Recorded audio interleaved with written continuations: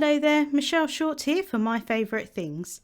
Today I have a winter tag to share with you using playful penguins. So let's get started. I've started off by taking the adorable penguin image from the Playful Penguins set and stamped it down onto some smooth white cardstock using black ink. I'm then going to colour the image with Copic markers. That is just generally the colouring medium that I gravitate towards the most. It's probably what I would say is the easiest for me to colour with. I do really love colouring with colour pencils and things like that, but I definitely gravitate towards Copic markers. So I'm starting off by colouring the darkest parts of the penguin, and most people tend to probably use greys for this, and they do work really well, but I love using the darkest blue violet shades. I think it just gives it a little bit of extra warmth to the colours, and yeah, I just really love them, and they're kind of my go-to colours for penguins. So I started off by using the BV29 to map out my darkest areas, and now I'm going in with the BV25 and blending that colour out a little bit, so kind of adding more colour into what are the lightest areas at the moment without the colouring, and kind of blending the two together as best as possible. It's just going over his head there, and I am going to bring this colour right down towards his beak. And then I'm going to go in with my lightest shade, which is the BV23, and try and blend those colours together. There is quite a big difference between the BV23 and the BV29. So in some areas it does look quite harsh. In real life it doesn't look quite as harsh as it does on camera, but I think like I said, I think it looks quite nice in real life.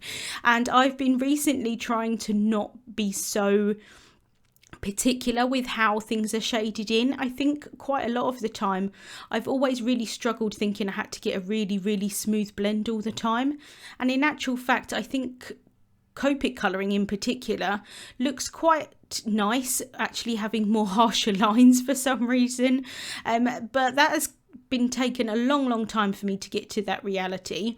So I started off in the lightest areas with my darkest shade, which was C5.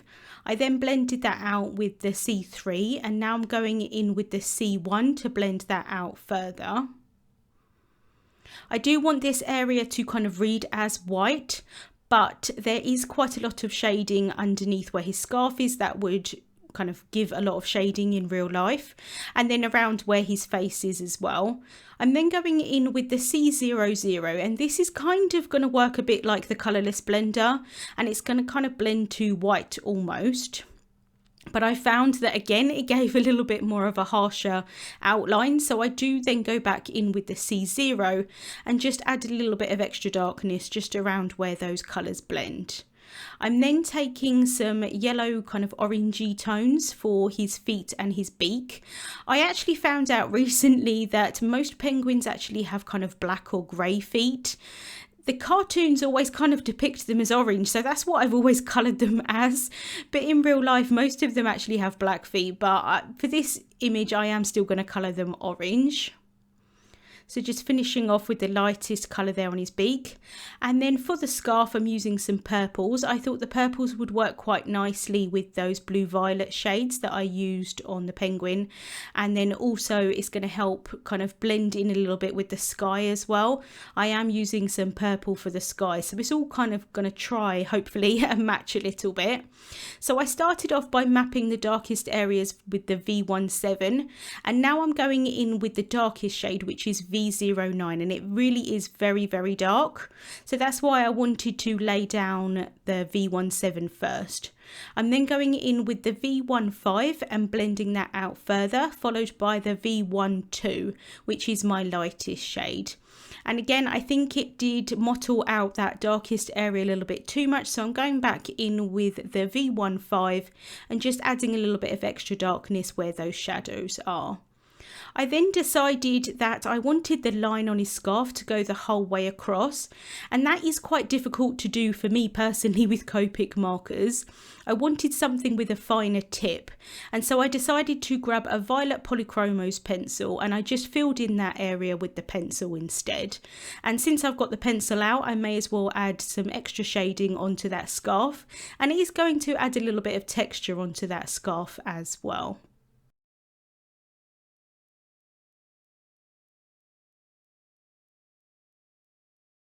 I'm then taking the coordinating die from the Playful Penguins Dynamic set, placing it over the image and holding it down with some low tack tape, and then I'm going to run that through my die cutting machine.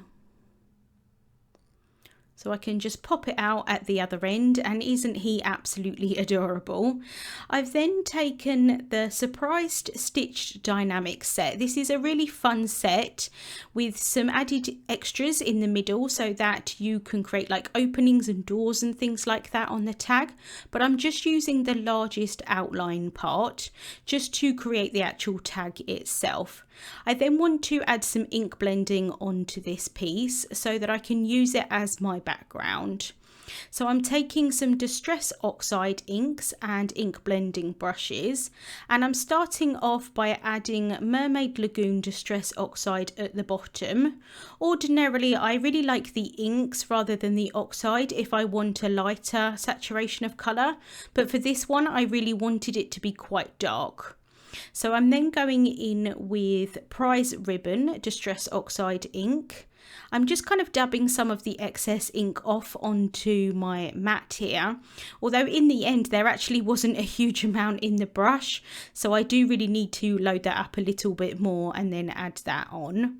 I'm not too concerned at this point if I get a nice blend between the two colours, because I'm going to go back in and do that afterwards. I just want to add this colour here towards the top of the tag. I'm then going to go in with Villainous Potion, which is a beautiful purple colour, and that's going to match really nicely to the purples in the scarf of the penguin. So I'm just adding that towards the top of the tag. In general, it probably doesn't really read that much as purple. It kind of just darkens up the area quite nicely. So I'm just blending that on to start with, and then I'm going to go back in with the Prize Ribbon and just try and blend those two shades together.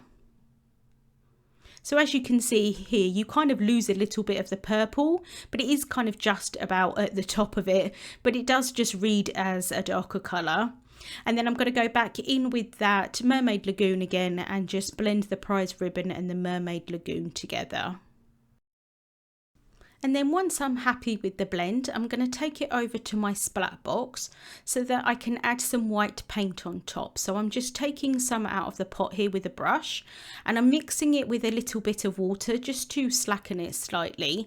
And then I'm going to tap the brush so that it splatters it onto the tag.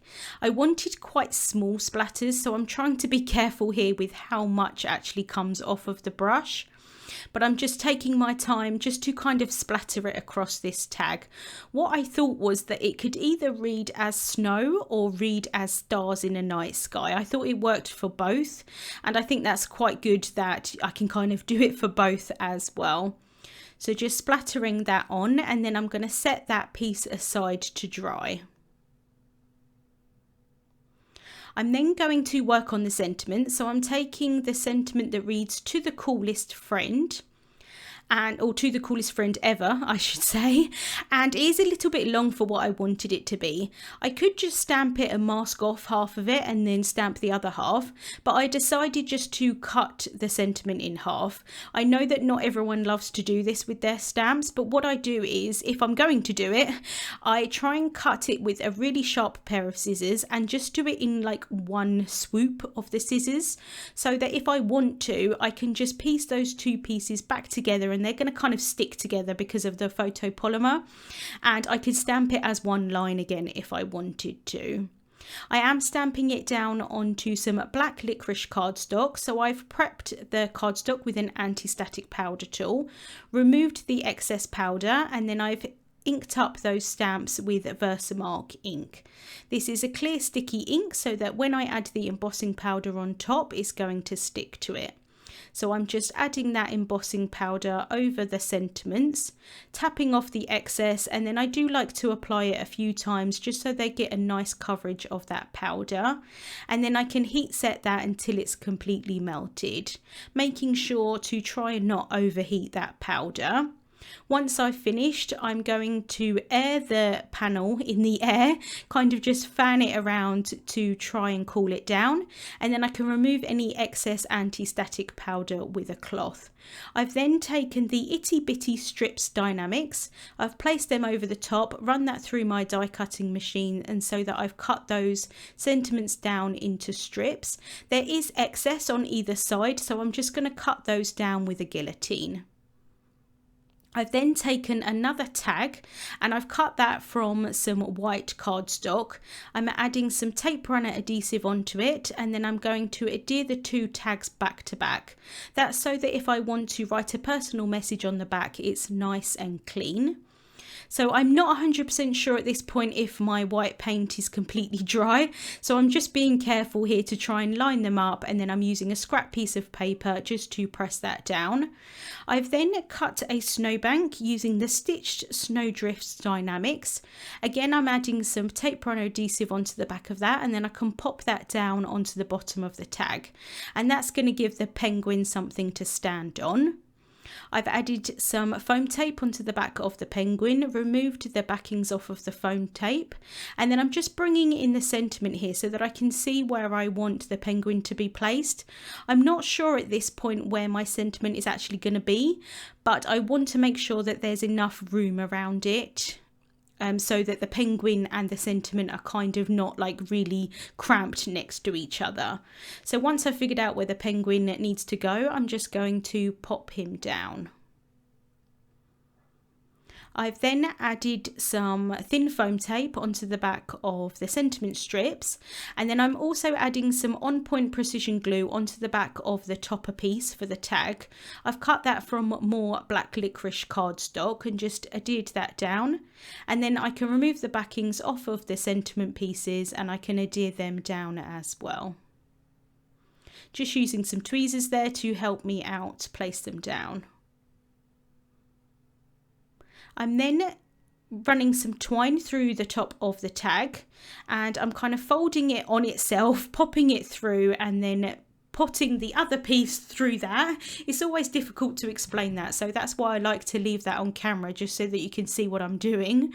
And then I've tied it in a bow at the front. And then I'm just going to fiddle with it for what seems like 3 years until I get it exactly how I want it to, and then I can cut off the tails. And I do like to leave the tails quite long. I do quite like to have big bows. I'm then going to add some sequins. So I'm using some sparkling clear sequins and some more On Point precision glue. And I'm just going to adhere them around the sentiment. So I'm cutting some of the sequins down so that I can pop them underneath the sentiment strip. And then just adding a small amount of glue, and then I can pop the sequins down. And then to finish off, I'm adding some white gel pen highlights. My gel pen wasn't kind of coming out that well, so I am struggling a little bit. So I just added a few into various different areas of the penguin, and then also the scarf as well. And that is the tag finished for today. I think it would look really nice on a card base, maybe just like a white plain card base. But what I thought was that I could send it to a friend as is, kind of a bit like an ATC or something like that. Links to the products that I used will be listed in the description bar here on YouTube. Thank you so much for watching, and I hope you have a wonderful day.